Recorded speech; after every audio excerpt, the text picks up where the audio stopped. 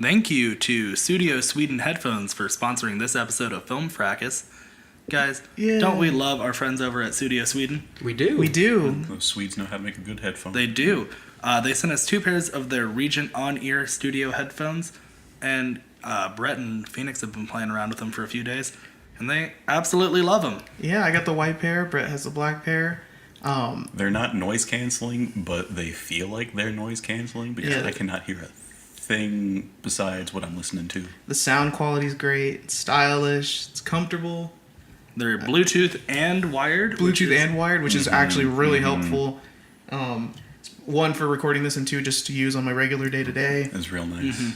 They Currently, come in a number of stylish colors. Yeah. Not just white and black. The number is 2. Yes, black or white. Oh, never both, mind. It is just white. Both stylish. Very, very much designed with the consumer in mind, and I really appreciate that. Currently, the headphone market only offers you one of 2 things, style or technology. And these headphones absolutely give you what you need in each of those categories. If you want to get your own pair of Studio Regents or any of the other great pairs of headphones that they offer, go to studio.com right now and buy yourself a pair. And when you get to that little part at the end, put in discount code FilmFracas and you'll get 15% off your purchase just for listening to the show. What a steal. What a steal. Fantastic. You know what? Fracas? I'll take it. There you go. But there you go. Studio headphones, studio.com, enter code FilmFracas to get 15% off any purchase you make on their website. It helps us out. It helps Studio Sweden out. All caps? All caps, Yep. all one word. All one word. It's Yep. Film Fracas. Like you're screaming it all at once. Film Fracas. But anyway, that's great. Help support the show. Help support Studio Headphones. We love them so much. Thank you for sponsoring this episode of the podcast. Now, on with the show. Previously on Film Fracas. Well, hello. Welcome to Film Stop that. Fracas. Shut up. Shut up. And who are we to deny Michael Bolton? And this is us being dumb. That's Right the now. tagline for the podcast. Why do you have to bring attention to every little thing that happens, Robbie? What a bitch. I think my winner this week is Beauty and the Beast. If I'm really just going my heart, I'm leaning to Aladdin. This week, I have to go with Beauty and the Beast. My winner this week is also going to be Beauty and the Beast. I think I'm saying goodbye to The Little Mermaid. But my vote is going to be for The Little Mermaid. This week, I'm going to give it to Aladdin. I think if I'm going with my heart, and it could even change in the next few minutes, but I think I'm going to go with Ariel and The Little Mermaid.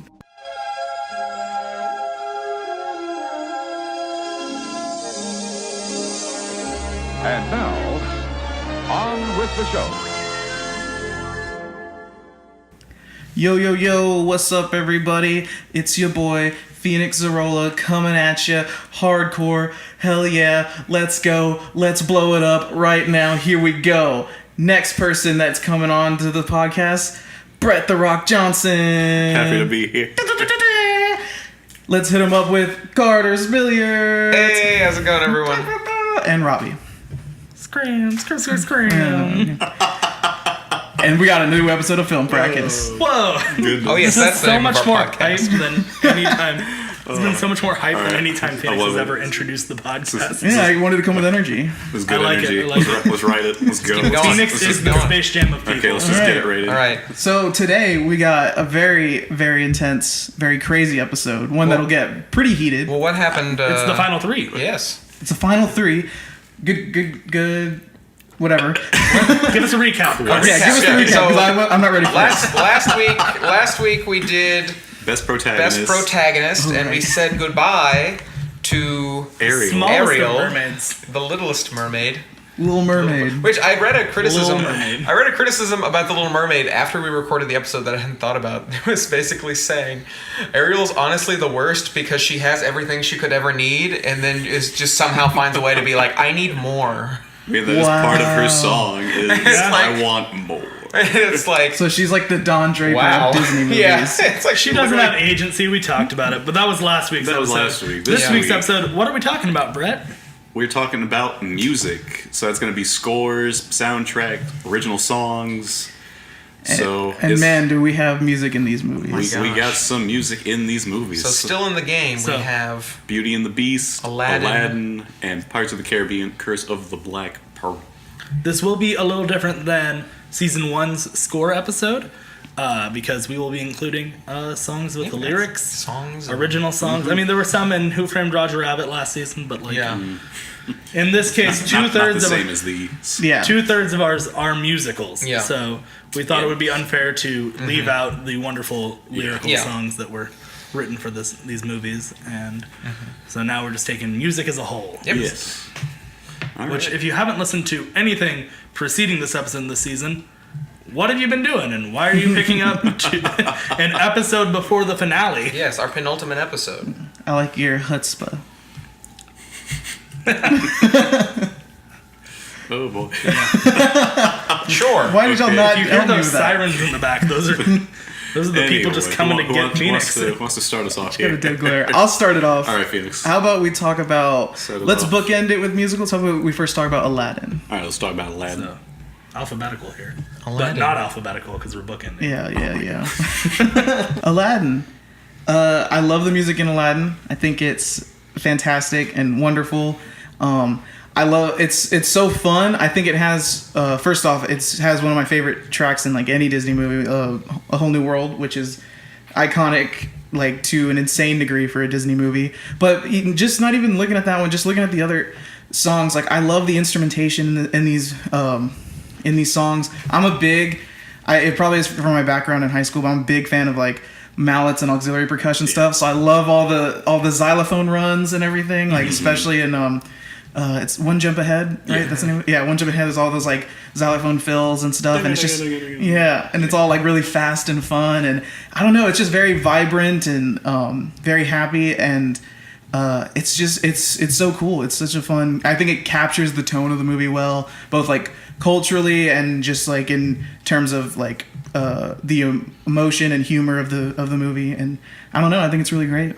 So both of our musicals this week are composed by Alan Menken, which is really cool. He's very important to a lot of Disney aficionados because of his work on films such as Aladdin. Both of and them Beauty and won the Beast. Best Original Song and Best Original Score. Which I feel like it's going to be sacrilege when I say this, but Alan Menken does one thing that it bothers me sometimes, which is that he will fill in like gaps of sound in a live orchestra with like MIDI synth like iterations. Like if there's two flutes playing, there's like a couple other flutes that are done on a keyboard underneath it. And while it sounded really good maybe back in 1991 when this was recorded, it does bother me a lot now in 2018 because those synths do just show their age compared to other things we have today. Yeah, are you speaking for that in terms of Aladdin or both movies? I think it's an Or issue both for me with both of his both scores he has today. So while it's just one thing that I'll have to get over with when talking about both of these, but I think it's something that it bothers me the tiniest bit Yeah. when I hear it, especially on like a loud sound system, like in my car or something. When I was listening to these songs, I was like, like you can just tell they're slightly off and different from each other, and I'm just making faces to describe how it makes me feel, but No, I understand. It kind of like hits a nerve in a way. Yeah. I mean, I'm comfortable with it, but I mean, that's fine. Like I understand how it could just be like striking. But I think it's all right. Yeah, it didn't really bother me that much. Yeah. I didn't really notice, but I'm gonna have to go listen to them again now that you pointed it out, see if I do notice it. But I think it's a valid point to make. yeah. I notice it. A lot of, because he did that with most of these early ones. Yeah. And so I just find it very, very characteristic of this sound that he does for these. And so I just kind of write it off as just part of the sound he's trying to create here. Yeah, and I totally get that it's an artistic choice. It's just one I might not necessarily You just don't agree with, which is fine. And like I find with Alan Menken, and it's another qualm I have with like John Williams. I love both of them, and I think they're both absolutely fantastic composers. And John Williams might be my favorite composer, but it's still something that I notice with both of them. They both make music so frequently for films, and they're both so iconic and listened to. But I often find that their music kind of it almost feels derivative of itself at some points. Right. Like there's sometimes tracks that you could very easily like hear could lead into another track from a completely different movie. Right. Or like sounds the same. And I find that across Alan Menken. And that happens with if you're the same composer. Obviously you'll have similar themes. Yeah. You'll have similar things that come. Like, it happens with Hans Zimmer a lot. Yeah, and too. Hans Zimmer. Hans Zimmer. Also. Alan Silvestri does it So yeah. too. So it's like And any prolific composer. yeah, it's not any big thing. It's just I know like even listening to these because Aladdin is a very different score from Beauty and the Beast. But even then, there were occasionally I'd be like, oh, I kind of hear it. When So, it's it's not here nor there. It's just an out observation. when a whole new world starts and it's like just the strings and stuff, and then you hear. And you're like, that's Beauty and the Beast. Yeah. God, Carter, you're so spirited today. Yeah. I'm feeling intimidated.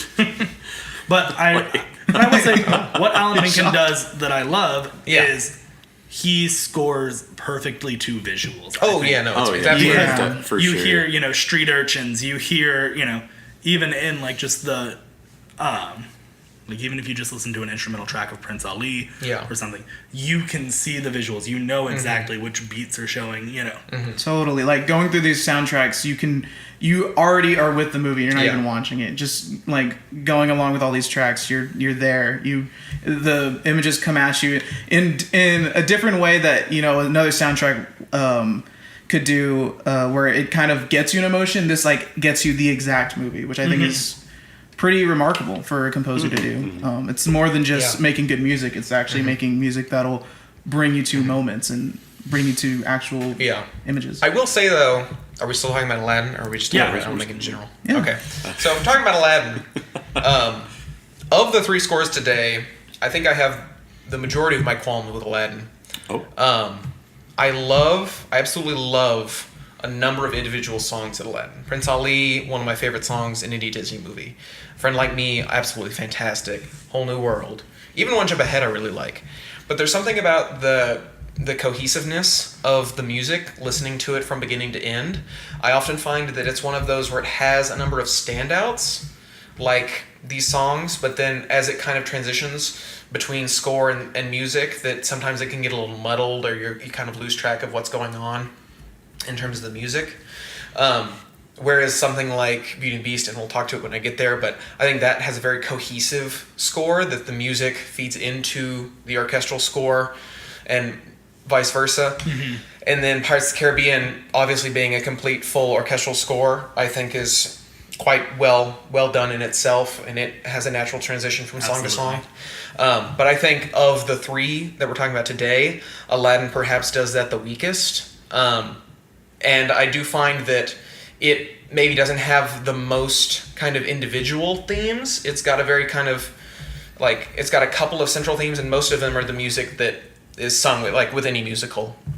Yeah. But in terms of besides that, the music itself doesn't necessarily have like a theme that's recurring that's not a song that you That's sing. true. But I think that, like your big one is Aladdin's theme, but that is like from One Jump Ahead. Exactly. Jasmine has her own theme that's pretty good, and Jafar I think has. I think Jafar is the only one who maybe has one that's not a song. No, Jafar's is like a variation, like a darker variation Yeah. on Arabian Nights. Yeah. Yeah. the- Yeah. The Sultan has like royal fanfare that comes with him. Genie and Jasmine have the same theme. Yeah. Because it goes with like the whole wanting to be free motif and everything. I see what you're saying and I understand what you're saying. I think I disagree with it a good bit, but we'll talk about that more when we get to Pirates. But I'm not sure if this fits into what you were saying, but I do love the soundtrack for Aladdin, and I don't think there's anything necessarily wrong with the reoccurring themes and motifs No. from this. Oh, okay, you made it sound like that was There's hard knock. Yeah, there's against nothing it. wrong with that. I was just saying, compared to the other ones, this one perhaps, and it's difficult to compare it to Pirates because again, that's already just a regular orchestral score. But it perhaps doesn't have the most original music outside of the songs. Okay, I'll put a pin in that for when we talk about Pirates. But with Aladdin, I was able more or less to be like, okay, I know what scene is happening, what part of the movie we're at for the most part. But I actually feel the part of the Aladdin score that I actually think suffers the most is at like the big dramatic moments. Because like I found myself listening to it because I was kind of like, okay, like one jump ahead, they're at Aladdin's place. Aladdin's getting swindled by Jafar. Okay, they're in the Cave of Wonders. But then like at like those big dramatic moments, things kind of sounded very similar to each other, and like I don't want to say generic, but it was very much like, oh, this is the dramatic moment. Whereas like Street Urchins, one jump ahead, I was like, okay, like I know what's going on. All the auxiliary percussion, and like in the gardens when Jasmine's in the garden, like that, I was kind of like, oh, like I love this, like everything leading up to A Whole New World, everything immediately after A Whole New World when Lion gets grabbed, but then it's just like all like the quieter, more like intimate, tender moments I think are like the best parts.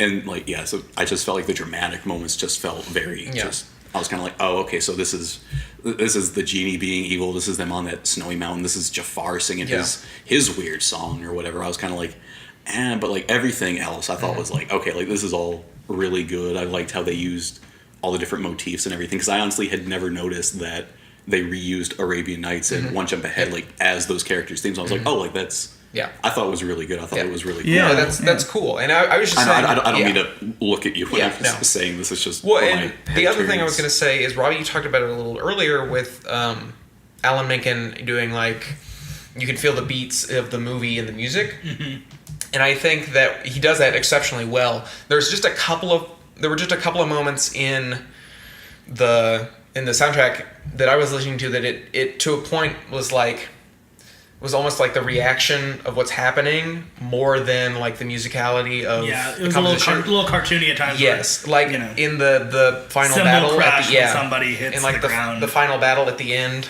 that track in particular, I was listening to it and I was like, this isn't really musical, but I can tell the beats when people are like moving around. So I think there were stuff like that, and that happens in lots of animated movies. But we're getting real nitpicky with this because all three of these scores are real good. That also happens a lot with like stage musicals, which Beauty and the Beast and Aladdin and a lot of Alan Menken, Howard Ashman stuff. Rest in peace. Like they do base a lot of their movies, Beauty and the Beast. I think Aladdin especially, they like draw a lot of influence from like Broadway and a bunch of other sources. And like we try to make them like a stage musical. So I think it's okay when you have like the orchestra to like kind of like be the sound effects to like help know what's going on, because that's part of like what the movie is. That's a moment where it enhances the visual more than it does anything for the score itself. But when we're talking about score, if you're singling the score out, that could be a knock against it. Like you made a good point that it's supposed to. They take a lot of inspiration from musicals and Broadway shows in particular, just because that's what a lot of Alan Menken and its work is. But like what I was saying is like Brad Kane, who does the singing voice for Aladdin, I was talking about earlier. It sounded like he's in a high school locker room sometimes, especially on One Jump, where he's just so echoey and stuff. And maybe it's supposed to sound more like it's in a theater and maybe bouncing off the acoustics of a large, auditorium or something. But still, like, I'm not going to say it does anything, like, in my voting. But it was a knock for me in just a sense. I have a question then of, like, separating the score from, like, the visual aspect. Just devil's advocate and out of curiosity. In Hercules, when you listen to One Last Hope, and, like, in the movie, there's the whole bit after Phil gets zapped by lightning, where he's like, okay, and then Herc's like, oh, really? You'll do it? Like, oh, when do we start? Can we start now? In the soundtrack for Hercules, all of the dialogue is cut out, so it's just, you hear Phil say, okay, and then there's just, like, a solid, like, 20 seconds of musical filler before he starts singing again. And I'm just wondering, how would you consider that? Would you consider that to be, like, the same as, like, the sound effects kind of thing? Like, trying to separate it from the, like, because I feel like that makes the song, like, on the soundtrack, I feel like that makes that a weaker song by getting rid of the dialogue, because it's just musical nothing, rather than, like, having what actually happens. And that occurs, I'm just curious as to your thoughts. That also happens in Go the Distance, too. There's a long stretch of that song. That's like half of the song. Where there's a lot of dialogue, and it's just the background music to the dialogue. And so I would almost consider that similarly, but kind of, it would have a different consideration, I think. It's similar to a Broadway show where, like, an orchestra will vamp while somebody says something. Yeah, because you obviously wouldn't have this large flowing piece of music while people are talking. But most of what happens in Aladdin is they're doing an action. It's not during like a dialogue scene that this music is taking place, and so that's why I'm like. And this soundtrack in particular, often in those stretches, does put the dialogue in, and like Yeah. Arabian Nights, where you have Robin Williams. Yeah, you can hear Robin his, Williams doing his whole bit. He's in the soundtrack. The only part where a lot of white people playing, people from the Middle East, where anyone does an accent of any kind, and it bothered me just a little bit. Yeah, I was like, it's not good. I was like, we talked about Apu from The Simpsons a couple episodes ago, just like as a joke, and then I was like, oh, maybe this is relevant to our conversation. yeah. But that's neither here nor there. Yeah. I'm talking about the songs. But Yeah. I think I want to underscore what you said earlier, Brett, because I never realized it, but I agree that, like, I think there's, like, this movie does focus more on atmosphere and beauty and kind of, like, the more whimsical parts of the movie than it does, like, the dramatic parts. Because, like, I always, my takeaway from the score and soundtrack is that it's very light and pleasant and beautiful and fun and, like, happy and stuff. But the movie itself, like, it is that too, but it also gets a lot darker, and I, for some reason, don't feel that from the soundtrack. So I think that is a good kind of of the three, even though like we have two fairy tales in here, it score-wise or music-wise may be the most like storybook-esque. If that, like, even Beauty and the Beast has like its moments that I feel like are a little darker or something. Yeah. But we can talk about that when we get to the Yeah. But I think the percussion thing is, I think it's kind of cool though, because like one thing I really like about this soundtrack is I think it's like a good balance between like singles and just serving the movie. Like you can listen to Whole New World by itself. You can listen to One Jump Ahead by itself. Aladdin's theme. But then there's ones where you really just get taken in, like how Robbie was saying, you just get taken into the movie and stuff. And I think those percussions and crashes kind of allow for that to happen. And I personally wouldn't knock it, just because I think it's just like an interesting kind of talented, impressive thing to do. It's not like a song that you want to just put in the car because it's just going to be a lot of like crashing and a lot of chaos. But I think it's still like orchestrated and stuff and interesting. I'm not necessarily knocking that, like, whenever it's used. It's just there were a couple of tracks in this Aladdin score in particular where I found that being more present than the actual like music. Yeah. So that's kind of where I'm a little overused, yeah. Okay. And so that's what I was saying with that. And then this score I think has perhaps the least like cohesiveness to it, because like you said, the fact that it doesn't connect with the dramatic parts. Yeah. Then you're like that would show it has a lack of cohesion. Yeah. And I could see that point, because I agree. Like it's dramatic stuff is a little its highs are very, very high though. I would say. Oh no, its highs are fantastic. Yeah. Yeah. But do we have anything new to talk about with it, or are we gonna keep gushing and hitting the same points we've been making? Move on to Pirates. Let's move on to talking about Pirates of the Caribbean. The odd man out in this. It's difficult to compare it, but Pirates also has like such the iconic themes in it. Those are almost those are almost in their way their own like sing along songs. So it kind of works. Yeah. To me, the meme of like the guy turning up the dial to like 10 and like holding his hand up as he's like singing along. That's me when the Pirates theme comes. Yeah. He's a pirate. Yeah. Bum, bum, bum, like just I go hard for He's a Pirate. He's a Pirate's great. I will say my middle school orchestra, that was the thing when we were going from the 5th grade into our middle school, and they like take you to the middle school and show you like all the different electives you can take, and the orchestra plays and the theater people do a skit and the choir sings a song and the band plays a song and like they do all that stuff and our kids show some art or something. But the orchestra always played He's a Pirate, and they got so many kids into orchestra just by because the band played like our school song or something and it was fun, but like the orchestra got to rock out with He's a Pirate. my high school mascot we were the Pirates, and so we played a lot of Pirates of the Caribbean.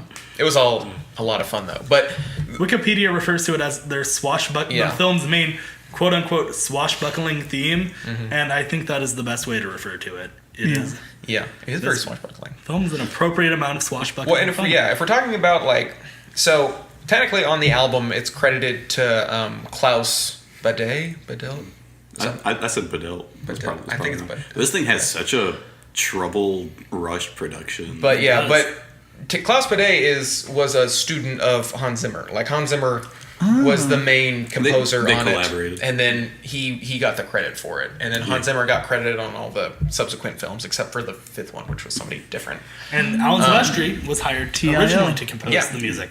So it has Because such a- Alan Silvestri dropped out, and then they're like, Hans Zimmer, he's like, no, because I'm working on The Last Samurai, and I promised I wouldn't do anything Yeah. else. But I know a guy. And then they had to work with, I don't know how many other composers Yeah. under Klaus to get this thing made. There's a lot.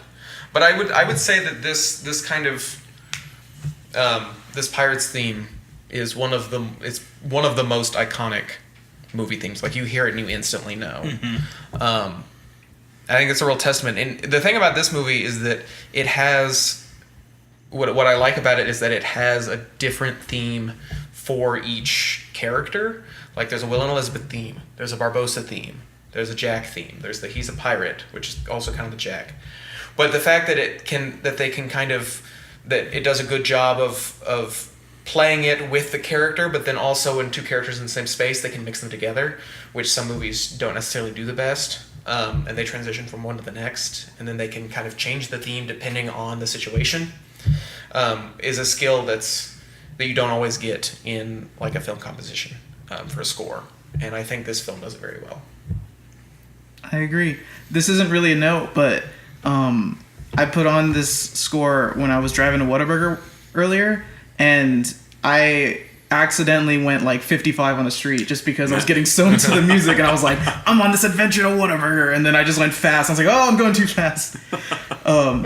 But I think it's just, but I think that's one thing that's really cool about it. Is just like it's very engaging and very immersive, and I agree to you that it's so iconic that most people can just hear it and just already be like Pirates of the Caribbean, which is pretty remarkable. I mean, there are of course tons of movies that do that, but when you actually like get down to it, ones that are so immediate like that are insane and more rare than you'd think. And it's even with the beat, some people can know it because it starts with the dun dun dun dun dun dun dun dun, and people can know that that's what it is. Yeah. What I will say about this is He's a Pirate and some of those individual themes are very iconic, but some of the rest of these tracks are maybe a little more bland and more general action adventure movie.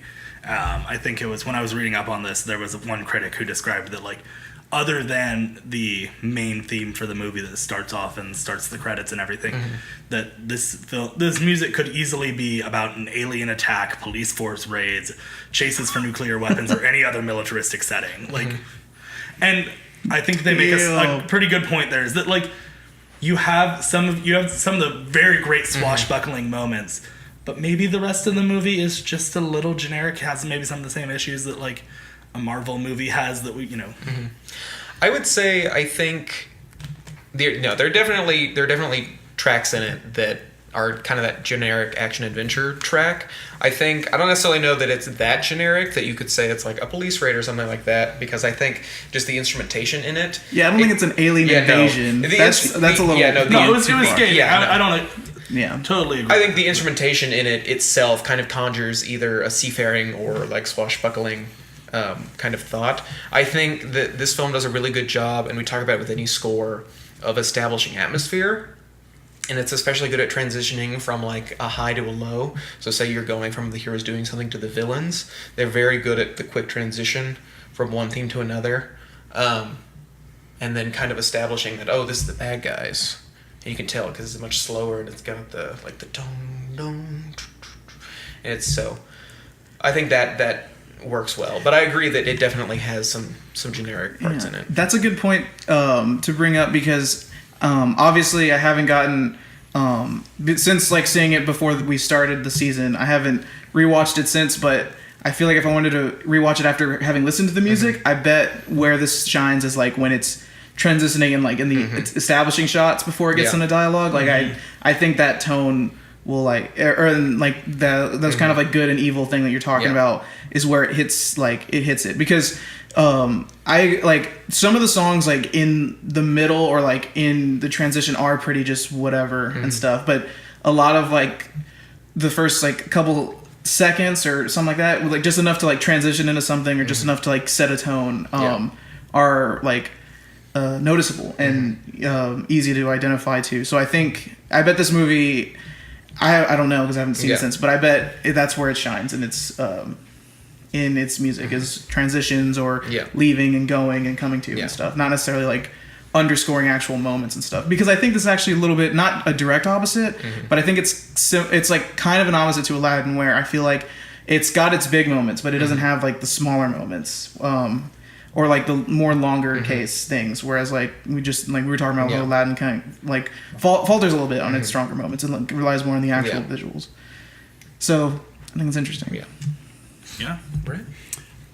I actually didn't think this one was very cohesive, or like I thought it was like I'm trying to think, because yes, it's got those great themes that everybody recognizes, but it doesn't do anything besides those few themes. Because you got the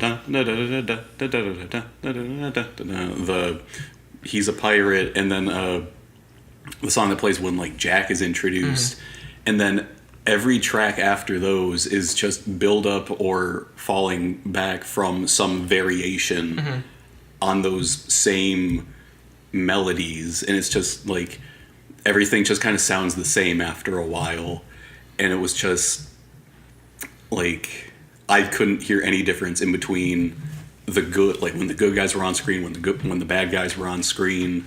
Like thinking about it when I was just listening to it, it was just like, okay, something like it's building up, it's getting louder, then it's da da da da da da da, and I'm like, oh, okay, there's that is. What track is this? This is called Barbossa's Hungry. And then like Will and Elizabeth is another variation on that, and like I couldn't tell you like who's supposed to like what piece of music, what theme goes to which character, except for the one that plays when Jack Sparrow like is introduced, which is a great scene. But I honestly couldn't like.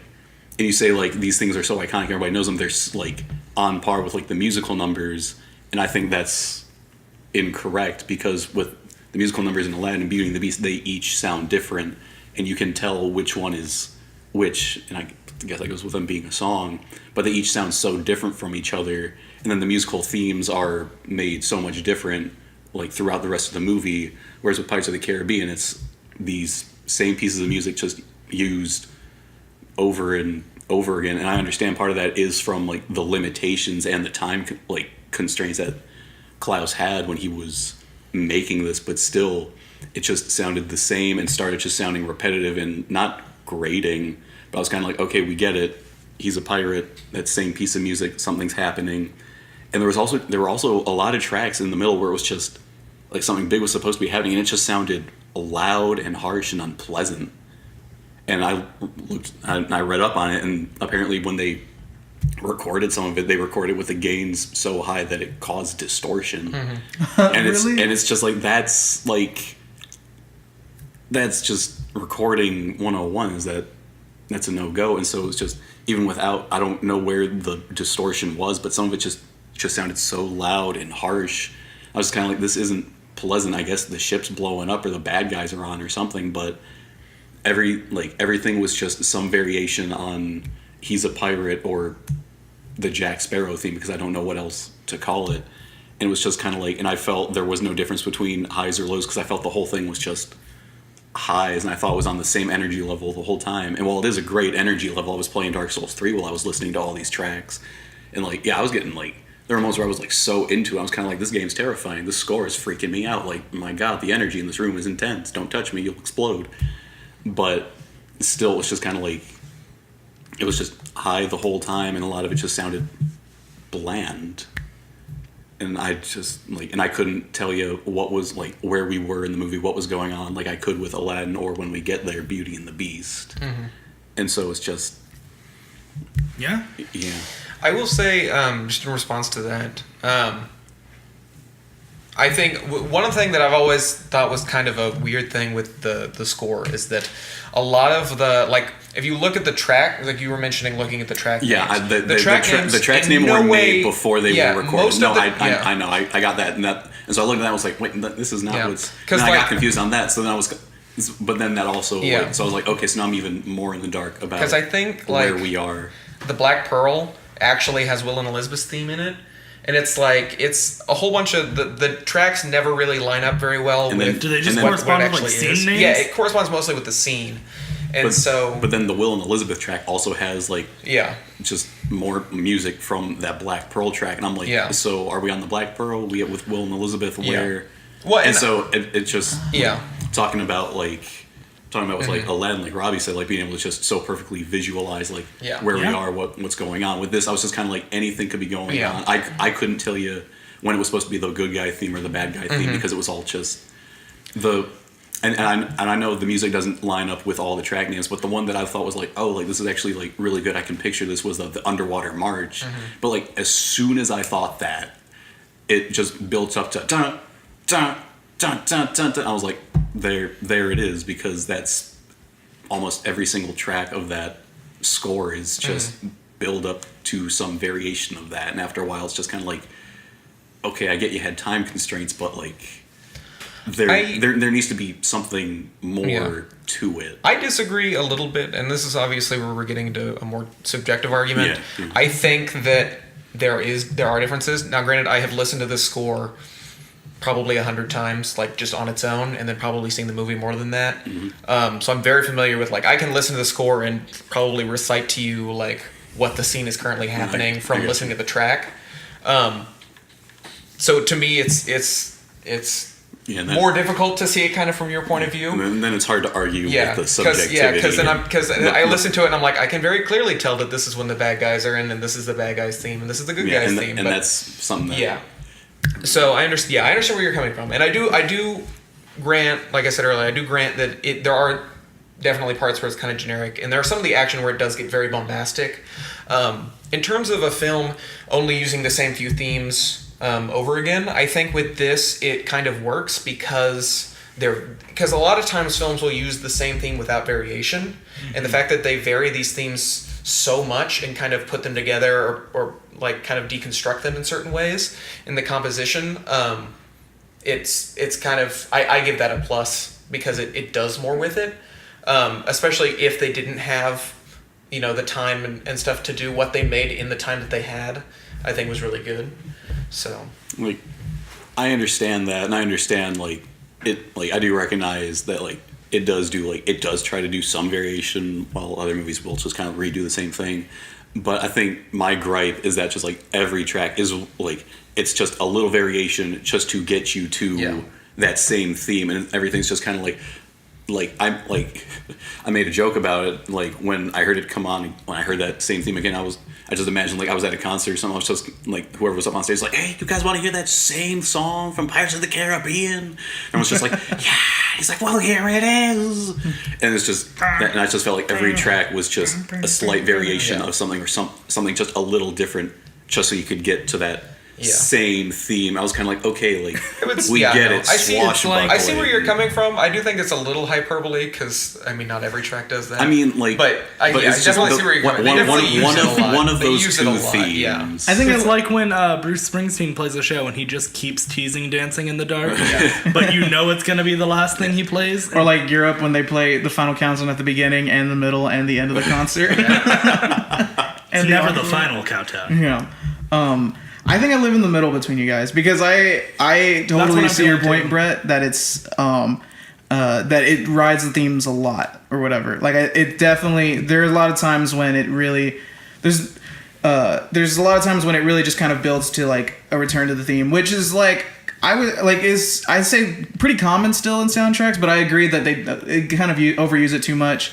But I think it's a little bit. I think there are a little bit more highs and lows than you're giving it credit for. I mean, again, it's your opinion, so I'm not going to fight you with it. But I was listening to it, and I was able to kind of see when these are like when the bad guys are coming, these are like when the good guys arrive or vanquishing or something victorious. So I think there is a little waveform, but it does lack kind of like very distinct different songs throughout. It kind of rides it a little bit too much with the references and stuff. And that's why I kind of give it a knock more than like these other two movies, which like while they might like have the reoccurring themes and like reuse that same melodies and everything, but just the highs and lows are so much more defined, and there's so much more distinction between them. And I felt like they're more cohesive than Pirates, which was just kind of like, slight highs with slight lows, but just kind of like the same thing going on the whole time. I see what you're saying. I understand. That's just my counter. It is like a lot of high energy and a lot of like repeating and going in circles and stuff, kind of like a roller coaster ride. Except with a roller coaster, you peak at the very beginning, and you never get as high as you do at that first moment, which is exactly what happened with the Pirates of the Caribbean score, because you start it, and within the first 3 tracks, you get those 3 iconic like melodies. It's like, okay, cool, we're here, but then the rest of it is just downhill with slight ups, slowly getting lower and lower until it's over.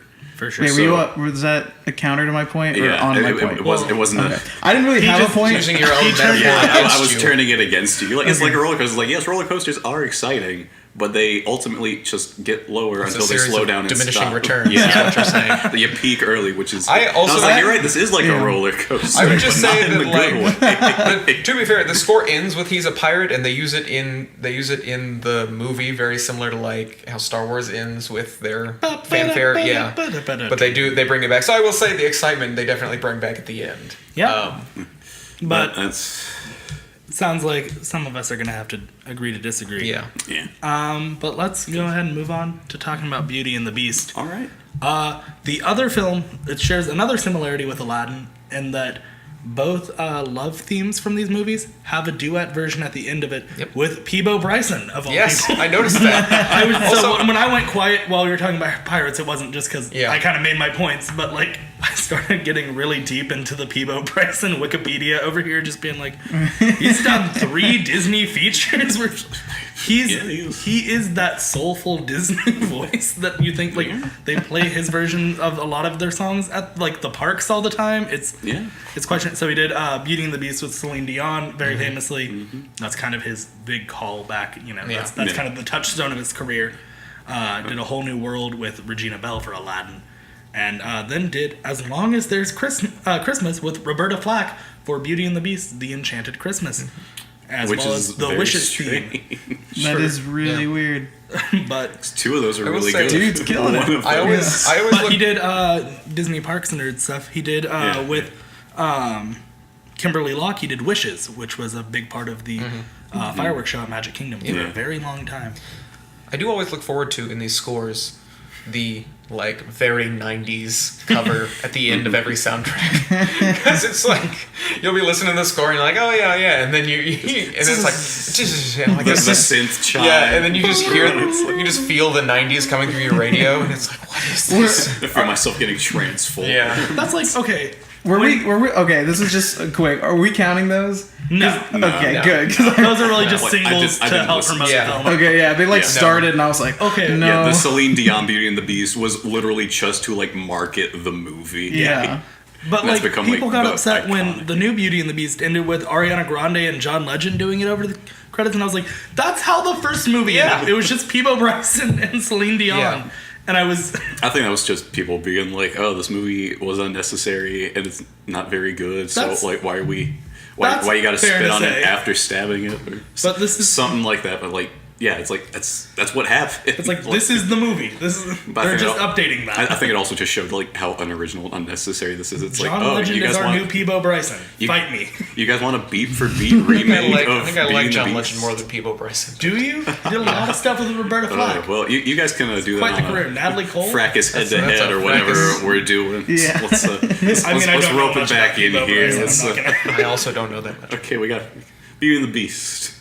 I think this is probably the closest we have to a near perfect score. I think there's a cohesion in this score. The transition from instrumental to musical back to instrumental is absolutely fantastic. It's something that you see with a lot of stage musicals, like especially something like Les Mis or something of that nature, where it's a constant stream of music and there aren't any breaks in it, and you definitely feel that in this score. France is a lot easier to set in front of like a musical score Yes. background than a fictional Yes. Arabian country. Yes. Like, And- to be fair, there's something That's very true. musical, like Broadway Yes. musical, just about the French countryside. Yes. Like, Yes, definitely. definitely. It's so odd. To But, like, that sentence, I'm like, I don't quite get it, but I'll roll with it for now. Yeah. But yeah, like you were saying, like it just has like that, just like stage musical, And we touched on it earlier about like how Alan Menken and Howard Ashman Yeah. were very much like, yeah, we want to try to make this like, because they took the voice actors and the orchestra and they recorded everything simultaneously rather than separately and then overdubbing, because they wanted to give it like a cast album feel to the soundtrack, and that really comes through. And like it really has that Broadway energy. Like every time you listen to Belle and like the rest of the town is just kind of like, there she goes, that girl is so peculiar, and it's just kind of like everyone's just kind of like, this is a Broadway show. You can that feel has been, everyone's heads popping through set windows. like this is a hand-drawn Bonjour. Broadway show, and I'm like, just the energy is like the energy level in so many of those musical numbers is just as high, maybe not just as high as Pirates, but like on like in you get the analogy I'm trying to make. Yeah. Well, even the prologue with the speaking on top of it sounds very. Oh, and that piano run at the very, with the title, every damn time. I would I'm just say with the music in this one, in terms of like complexity of the music itself, like the composition, this is definitely more. At least I think mature composition. It's got a lot more layers to it. It's got a lot more subtlety in the music and the composition of it. You definitely this also does a fantastic job of establishing atmosphere, and it does so consistently throughout the entire film. Oh yeah. You definitely feel all the highs and all the lows and everywhere in between, I think. Absolutely. With this one, there aren't any, because in Aladdin and even in Pirates, there are a couple places where there are gaps, where the movie's happening and there's no music, and then in the score, like, I don't really get, I don't get the feeling of gaps when listening to it from beginning to end. No, it's similar. Like it's very similar to listening to a cast album. Listening to a cast album. Where even if you haven't, so like Hamilton's a great example of it. I know it's got a little bit of overexposure, but like Hamilton, you can listen to the. Oh, well, let me tell you. But no, Hamilton, you listen to the cast soundtrack, and even though you haven't seen the show because it costs $500 to get the worst tickets, you still know, like, you still feel like you know everything from that show, and you definitely get a feeling of that from the Beauty and the Beast soundtrack. Yep. Yeah. This is something I thought was interesting, and I'm curious to see if y'all. It'll probably get like a parade of no's, but I'm gonna ask anyways, just because I haven't listened to the soundtrack as much as y'all have, but I swear that some of these tracks, and especially I'm trying to find it, especially Battle in the Tower. Okay, the part where it brings in like Be Our Guest.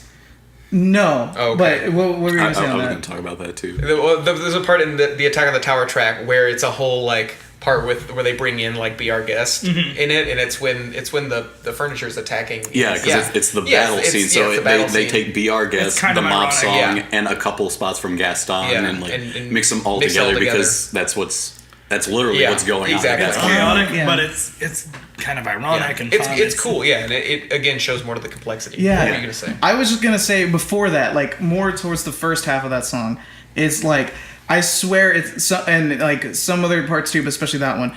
It sounds straight out of like Acme Looney Tunes, and I think that's so weird. I don't know if y'all got that vibe, but I can't say that I did. I would like recommend re-listening to like the beginning because I was just like I was just listening and like you like listening like at home, try it yourself. Hold on while we stop recording to figure out what the hell you're talking about. I just thought it was interesting, and it left me at kind of like an I don't know how to feel about it kind of way, because I was just going through the songs like normal whatever, and like I agree with what y'all are saying. It's very complete and wonderful and stuff. But then there was like these parts, and especially that where it just goes off on like I think a pretty different tone and just kind of like straight into like Warner Brothers' life or something. Like it's so weird because it's a Disney thing, and I just felt so weird. Like it wasn't bad, it was fun, but it was like not what you were expecting. Not what I was expecting, and I feel like for small portions, not like insanely throughout the album, but small portions, I felt like it took me out of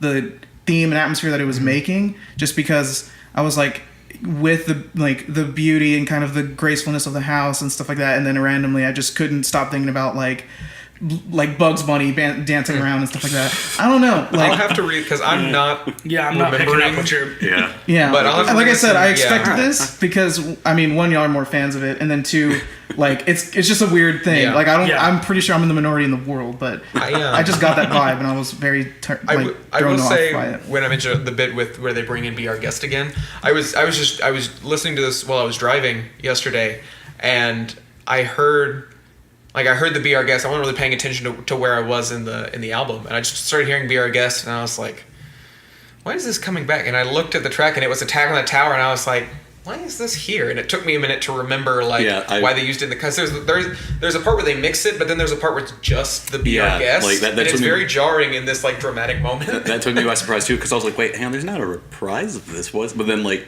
it started going to other stuff. I was like, oh wait, no, this is like during the Yeah. fight scene, and then after, like Yeah, again, it's I was playing Dark Another Souls 3. point where it serves the visuals Yeah. of the. Yes. Yeah. Definitely. Yeah, so I stopped and I looked. I was like, oh yeah, it's the battle. It's, No Yeah. film. That's what I thought it was. Yeah. None of these films are immune of that. 'cause And I'm not- I enjoyed the kind of combination of Yeah, them. or no, whatever. definitely. Yeah. No, yeah. I think it's a choice that absolutely serves the visuals, but I think it's a creative choice that overall is more interesting than just continuing the battle music there. Yeah, definitely. yeah, for sure.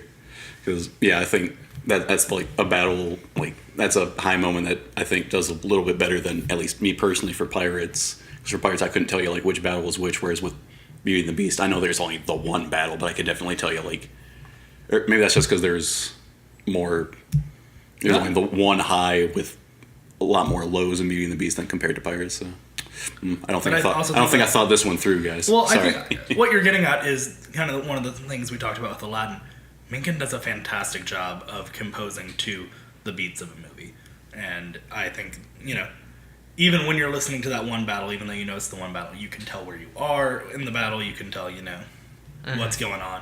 You kind of feel those emotions that you feel that are even amplified when you see the visuals with it. So something else I really like about the Beauty and the Beast soundtrack is how almost all the musical numbers serve a function to exposit or move the story forward rather than just being here's a big fun musical number.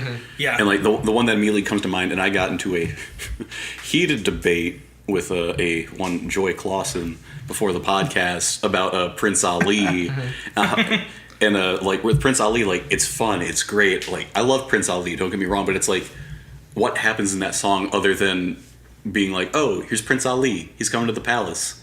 That's the point. I know, and it's just kind of but it's that's all it needs to it's do. a hype Because the song. whole thing is just his grand introduction. I know, and I'm just kind of okay, yeah, it's just an introduction. It's just okay, here's this guy coming to the palace, but you could cut that out, and it would still it would just be then he just goes to the palace. Whereas with Beauty and the Beast, it's almost each song serves to drive something forward or explain something, and I wasn't entirely sure what I was trying to say with this then, and I guess I'm not entirely sure what I'm trying to say with it now. Your thing in Beauty and the Beast is Be Our Guest is just a fun musical number. You could get the same thing by just They're also and two very similar songs. Yeah. See, and that's where I'm maybe I didn't think this all the way through, but I did feel just to me personally, and maybe this is just a personal thing, but I felt the Beauty and the Beast songs, I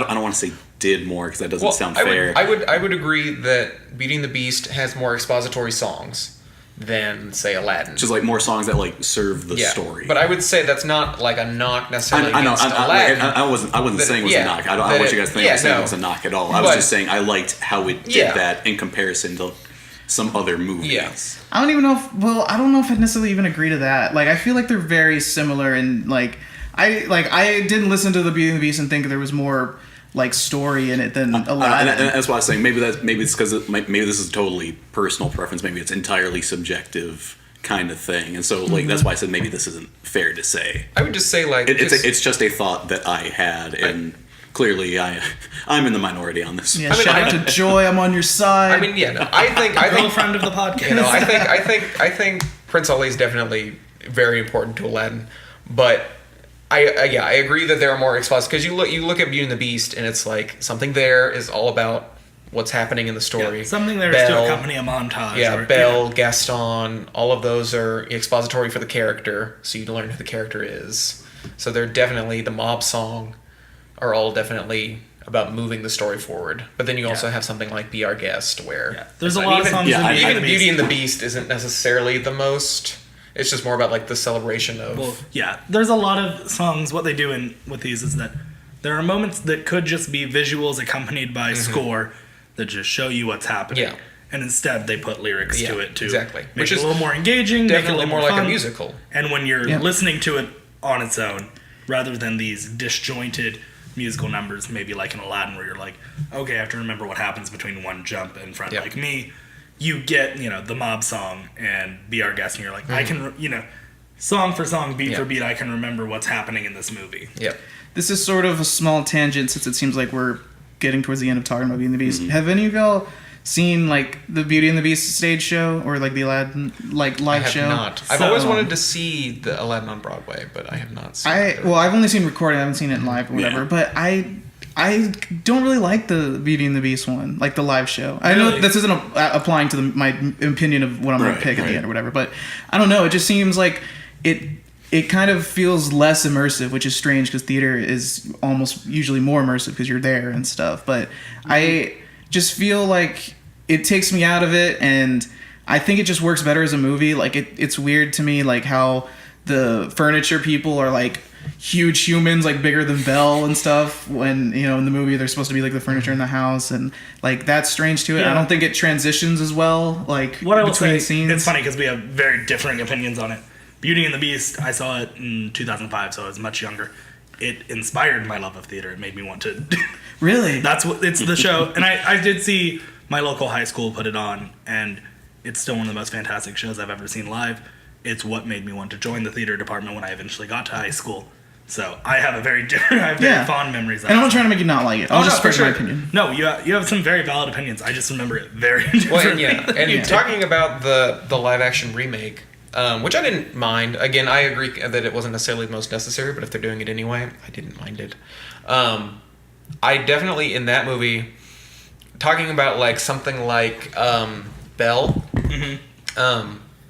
the music quality and singing, not even it's not even comparable. Yeah. But in the live action movie, and in a couple of other musical numbers, in the live action movie, I definitely felt the scale of it a little more. Like Belle, of her actually walking through the town, and you're seeing all these real people, and then going up on the hills and like doing her big moment on the hills.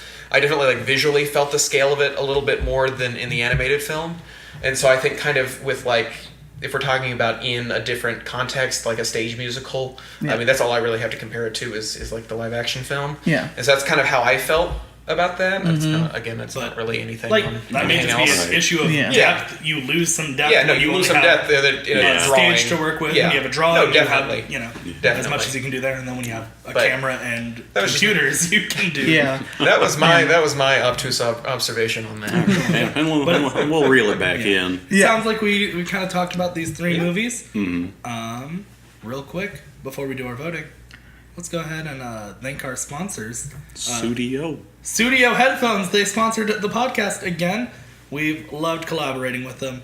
Brett and Phoenix both have pairs of their Studio. Which ones are they? I can't even remember. Studio Regent. Studio Yeah, Regents. Regents, There we go. yes. I have so much envy for these two. They're good. They're very really good. They're Guys- good. They sound good. They're comfortable. They're wireless and wired as well, Yeah, which is so fantastic that- for me. Yeah, it's who- great. Yeah. I love it. Couldn't say more good things about it. Studio as a company wants to revolutionize the way people see headphones, not just as a tech device, but also as an accessory. Currently, the headphones on the market can only offer you style or tech, but Studio is working to bring you both. So, if you want to rock a cool pair of Studio headphones, the Regents like Phoenix and Brett now have, or any of their other many options, go to studio.com, and then when you buy you make your selection, enter discount code FilmFracas in the coupon code section and get 15% off any single purchase. And that's all caps. Film Fracas, all caps, one word. One word. Studio.com. You're screaming it. Film Fracas. Film Fracas, 15% off. Yeah, and if you want to live your life more like Brett, like we all want to do, Like Team Brett, No, or Get the like you don't headphones. want that, Phoenix. Or like I Team don't want Phoenix. to live my life like They that. all that I'd warn you not to do they are that. very, But they if are you very want, stylish. You want the Guys. headphones that I had.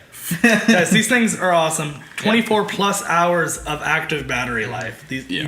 Oh yeah, I haven't charged it like in so long, but it still works great. Like I've never it's tops. complaints about the battery. So please go support the show. Support Studio Headphones. We love them. We love that they're sponsoring the show. Enter code film Fracas at checkout. Thanks. Let's get to voting. All right. Hey, for favorites. For our favorites, our winners this week. Our winners of the week. I am not going first. Okay. Okay. Robbie, you go first. I will go first. And when we started this episode, I was... Guys, this is a hard one. We're down to our final three.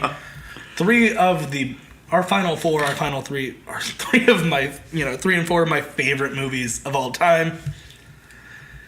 But based on score alone, my winner this week, I think it has to go to Beauty and the Beast. I think it's a near perfect score. I think it moves the film along perfectly. Guys, I love it. I love all of these, so I don't know. I just love it a little bit more than the other two. So we've gushed this whole episode. So I'll just pass it on to Brett. All right. My winner this week is going to be Beauty and the Beast, just because every single song from that soundtrack is a banger. They all snap or slap or whatever. Banging pots and pans together. Whatever the kids are saying. But no, it's just I just love all of those songs. I don't think there's a low one out of any of those. And yeah, just the way, like Carter said, the way it just manages to transition everything almost so seamlessly, and just like none of the themes ever get like reused too much to the point where it's like, okay, we get it. That's a theme, whether it's Pirates or Aladdin or any other movie for that matter. And I just think it all just blends together and works so well, and it's just so unique. This is not going to come as a big surprise because I started my conversation about this film by saying it's a near perfect score. Yes. Yes, my winner also this week, Beauty and the Beast, and I think I've said pretty much everything I need to say about it. Mine was kind of a close toss-up, almost a tie, but I can't give it a tie. I'm not going to say what it's between because that would give away what I'm voting off. But what I am picking is I'm picking Aladdin because if it comes down, there's two soundtracks that were almost basically tied. But at that point I have to just go with my heart, and I'm so much closer to the Aladdin soundtrack. Like even just listening to it just gives me a lot of like happiness and joy, and just in general, it's more familiar to me, and I feel like that alone like almost too close to call, but I gotta go Aladdin. All right, so 3 bests to Beauty and the Beast and 1 best to Aladdin. Do we need to get to voting something off? Yep. I'm stalling as long as I can. I can go if you like. I know what I'm gonna go with. After a lot of deliberation in my head, I think that overall that Pirates of the Caribbean has not the worst score. It's still a fantastic score. It's still a fantastic movie. It has the most generic points. I think Brett really swayed me with, just bringing up the point that it felt like a lot of it was building to that same theme. And that theme is badass. And I feel so bad voting it off because, like I said, I will headbang to He's a Pirate, as I've done many times while just recording this podcast. So it pains me to say it. But because of just the lack of anything else, then He's a Pirate. Pirates of the Caribbean, Curse of the Black Pearl has to go away from me this week. Brett Johnson? My vote this week is going to be for Pirates of the Caribbean, Curse of the Black Pearl. I'm sure that comes as a major surprise to everybody here. But yeah, it's just, even though it makes me want to speed through a school zone, going 60 over the speed limit or whatever Phoenix was doing earlier. It wasn't a school zone. I know, I'm embellishing a little bit. Phoenix likes to hit children, is what we're saying. No, Phoenix does not do that. We do not advocate that here at Film Fracas. Thank Phoenix you. does on his own time. No, stop, Robbie. But yeah, it's just, yes, it has those great themes, but these other two movies also have great themes. They managed to do more besides those themes. They managed to do more with those themes, I feel, than Pirates of the Caribbean does. And just, yeah, I don't think there's anything I can say that I haven't already said about it. So, because I do love that movie, I do love that music, but in this situation, I got to do what I got to do, and so my vote is for Pirates. Yeah. This is not going to come as a great shock to anyone, I think. I'm going to vote off Aladdin, as I said. I think the cohesion of that score is not quite the same at the same level as something like a Pirates or Beauty and the Beast. I definitely see where both of you are coming from on the Pirates score, but like I said, I can't tell you how many times I've listened. That was one of that and the Fellowship of the Ring score were the two CDs of movie scores that my mom had since I was like 5 or 6, and so I've listened to both of those scores to death. I got you. And so I know the ins and outs of all of them. So to me, it's like second nature that this is when this happens, and so I can definitely tell the differences. But I totally understand that it's sounding generic. I got you. So yeah, just for me, it's Aladdin. I can probably guess what Phoenix is gonna pick, but yeah. Well, why don't you just let him think for himself? I mean, I'm not splitting the vote. If that's a shock. Phoenix is voting off the Silence of the Lambs. What? I think I said in another episode where I think like one of the best things Disney does is production design. I feel like this might be second is the music. It might even be tied in with first, like because the music in almost all Disney movies is always pretty stellar and always pretty remarkable. So National treasure. Yeah, it's good. I like the National Treasure score so much. Yeah, I like the National Treasure soundtrack a lot. So when listening to these, I realized like. I mean, this is mostly just like A+, A+, at this point. Like, none of these are bad at all. No. These are pretty good and pretty enjoyable. No, they're all good. Yeah. Yeah. So it's tough. This time, it was really discussion that swayed my vote and like made me pick what I needed to pick, and I'm gonna go Pirates. Yeah. Yeah. Yeah. Oh. So. Well, goodbye. Pirates of the Caribbean is getting thrown out of the castle and then just making its way back over to Adventureland where it'll then rest again. We're throwing the whole ship out of the castle. The whole ship off of the top of Captain the Jack's castle. just going to stumble from the castle over to Adventureland back into his own ride. Who valeted this parking? So we're down to our final Someone's two. fighting. We have Beauty and the Beast and Aladdin. That's here going to be a cage match. is Oh my God. surprised. Juggernaut Disney. I actually movies. called both of those before we started this season. Oh, look Yes. at Carter. I was like, I know Beauty and the Beast is going to make it, and I was like, probably Aladdin. Well, there we go. I honestly thought Pirates was going to make it to the final. Yeah, I thought. I also thought it was had a a- change. I didn't know what Mm. number 2 was going to be, but I thought for sure Pirates was going to make it. I wasn't but- sure, but I was like, it's going to be Aladdin and Beauty and the Beast. So. Well, boy. there you go. That is insane. We want to start making recommendations and Yeah, such. sure. Let's make some I'll recommendations. start. I'm Robbie DeShazer at Robbie_DeShazer on Twitter and Instagram. Go follow me there. I tweet stuff. I post pictures. We have a lot of fun with me and my followers. This week, I'm going to recommend. I'm trying to decide. Do I want to recommend the movie I have seen or the movie I'm about to see right after we stop recording? Recommend a movie you have seen. What movie you know to recommend? Yeah. Okay. Ocean's 8's fantastic. Brett's going to disagree with me. It's a lot of fun. If you liked the other Ocean's movies, it's so much fun. It's a good romp. It's so much fun. Anne Hathaway is really good in it. Yes. Um, Sandra Bullock's also really good in it. Everyone's on. everyone's top of fantastic game. in it. Rihanna, I love Rihanna. Yeah, Rihanna's also pretty good in it. So go see Ocean's 8. It's a lot of fun. Other than that, Brett, it's your turn. You can find me on Snapchat at Brett JHNSN1. Post a review of a movie as close to every day as I possibly can. Give it a thumbs up or thumbs down. You can send me a message if you agree or disagree, and we can talk about it. I did see Ocean's 8 today. I gave it a thumbs down. So if you want to know more, you can message me and talk about it. But I'm not going to get into that here. My recommendation this week, I had a little animation throwback, and the movie I'm going to watch or recommend is The Brave Little Toaster, which is a little animated movie that kind of gets thrown by the wayside. But It's adjacent to this season of the podcast. I always lump Yeah, it in like with that's- Land Before Time for some reason. it's Yeah. Disney, though. Yeah, it was Disney. It was made by Hyperion because Disney only funded it, but then a whole chain of events. I think that's the movie that got John Lasseter fired from Disney initially, but that's a whole other story. But And then today, they announced he's leaving again. But it's just like animated movie, and we're talking about music here. That movie has some very like it has one of the darkest songs for like an animated Disney movie. Yeah. And like it's a movie that's also like surprisingly mature, and it's like it's about like a talking toaster and talking appliances going on an adventure. How fun! But then like you watch it and it's like there's some very dark, mature stuff in there, and it's just, I mean, is it an A+? No, because it was made on a shoestring budget, but it's better than I remember it being. So yeah, go check it out. Give it a second chance. You can find me on Twitter at CASpilliers, like spill something yard and add an S. I'm going to try and say this. I have a lot I wanted to say, and I'm going to try to say it as quickly as I can. Please go and see Solo Star Wars Story. It's a lot of fun. If for whatever reason you're on the I didn't like The Last Jedi and so I'm not going to see Solo, don't do that. They're not the same movie. Completely different groups of creators who made it.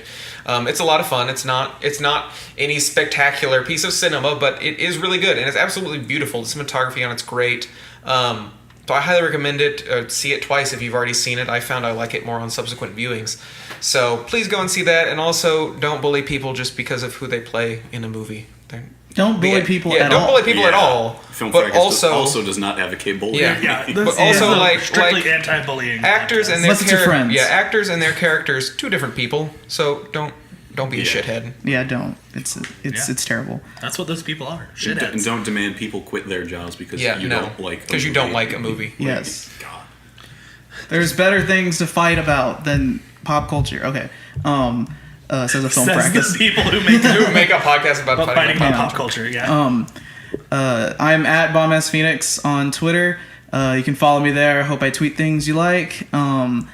My recommendation, I just saw, it's an old, well, not an old movie, but it came out last year, but I just watched it recently because it was on Netflix. Carol is really great. If you haven't seen it, I'd check it out. It's really good. It's a nice, like, romance movie. Cate Blanchett and Rooney Mara really great in it. The cinematography is really great in it as well. It's like there's serious kind of darker stuffs in it, but it's just, I thought it was pretty pleasant and happy because it's just a nice romance movie, and it was quite a delight. I recommend it a lot. Yeah. Do I make my... Yeah, Phoenix has an announcement, Okay. guys. I got an announcement, guys. He's pregnant. I'm pregnant. I'm not pregnant. I'm gonna get sad, but if you know me, that's pretty on brand. Unfortunately, I am leaving the podcast after this season, which, if you're listening, is the next episode. Plus a bonus episode if you can. And the bonus episode, I could be it as well. He may or may not appear on it. We'll see. Yeah, it depends if they want me or they want the fourth member that they're getting. Oh, true. Yeah, I have some life stuff that I gotta do because I graduated. I'm moving out to LA probably. I'm trying to find out where I'm gonna live, and it would just be if I was doing this and I found something I couldn't leave, or if I did, it would throw the season off. So unfortunately, I gotta duck out now before I complicate the show here that we got going on, and that's just how life runs, I guess. Yeah. It's sad. I like the podcast a lot. I like all you guys a lot. Thank y'all for listening, and keep listening. I'm sure as hell gonna keep listening. Keep supporting Film Fracas. Now we have to change Buy the merch. logo. Use our. Yeah, just draw an X over my face. You guys are gonna make me cry. Oh, yeah. Phoenix, on behalf Also- of all of us, unless they want to say something too, thank you so much for Oh, it's more than a doing pleasure. what you've done, and you're not done yet. So I mean, Yeah. we he's still not, have he's more to not look leaving forward right to. now. I know. He's still here for another episode. Yes, Like, yes. We come can on. save the goodbyes. Yeah. The goodbyes next epised or the bonus episode, whichever y'all This have. is the first of many goodbyes. I appreciate it. This podcast is real fun. Like, I miss you already. Even though you're sitting I across the missed it table too. from us. So That's thank the you joke, so much Carter. to Phoenix Zarola for all of his time he has spent doing this crazy podcast with us nerds here. Yeah, why would you do this? It's a waste of time. You think anyone listens? I You need. think we enjoy doing this? I really am just like bringing you all along for my. Other than that, make sure you tune Yes, in next tune in week next week. for our season 2 finale. and exciting Phoenix, the stuff. series finale. See ya. Oh, wow. No. He's gonna start doing a spin-off, Phoenix in LA. Follow us on Twitter Phoenix and Fracas. Instagram. Follow us Phoenix. on Twitter and Instagram at Film Fracas. Subscribe to the YouTube channel. Subscribe to our Our YouTube channel. Yes. New cool stuff is going to be happening new soon. content. Will be happening. We promise there's new content coming one day. More than just podcast episodes Yes. on there. Other than that, go buy merch, teespring.com/stores /film fracas. The link's in the description. And use our always. Amazon affiliate link. Yeah. And as always, thank you for listening. Bye-bye. Oh, that makes me sad now. Thank you so much for listening to this episode of Film Fracas. We know there are a lot of shows on the web. We are so glad that you took the time to listen to ours. Thank you to Phoenix, the Party Zamboni Zarola, Carter, the whole effing show Spilliards, and Robbie, the main man DeShazer, for writing and producing each episode. Please consider giving us a 5-star rating wherever you listen. It really helps get the word out. You can follow the show on Facebook, Instagram, and Twitter at Film Fracas. Once again, thanks for listening, and we can't wait for you to hear our next episode.